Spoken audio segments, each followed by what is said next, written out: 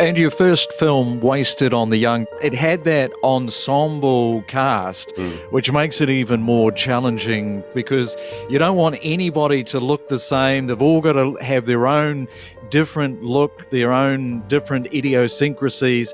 That becomes a real challenge when that casting pool is so small and you just have so fewer options to select from.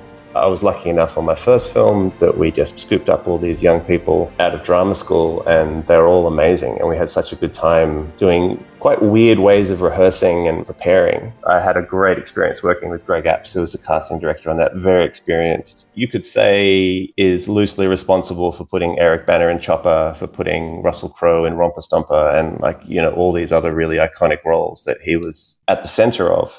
And, directors often get credit, or even actors get credit for those roles. But ultimately, the casting director had to present that idea in the first place. And I learned just how critical that part of it was. He read the script, he understood the story, he had ideas for the different types of film this could be based purely on this mix of people we were going to put in it. It was great. It was like a jigsaw puzzle. And in the end, we actually had 3 complete casts, and we pinned them all up on the wall, and we could say, that's got a more American flavor, that's got a more European flavor. And that was, quite interesting. And a lot of the people we cast, we also mixed and matched. We sort of thought, what if we put him in that role and her in that one, and just see what that does to it. It's very rewarding. It's kind of like being a detective. You've got your identity kit of who you think the suspect looks like, and then you just bring people in until you find your person. There was a little known actor who was right at the front called Liam Hemsworth, who really wanted the role of the lead bully. And it was down to between him and Alex Russell, who got the role. We just spent weeks going, who is it? Who is it? They're both great.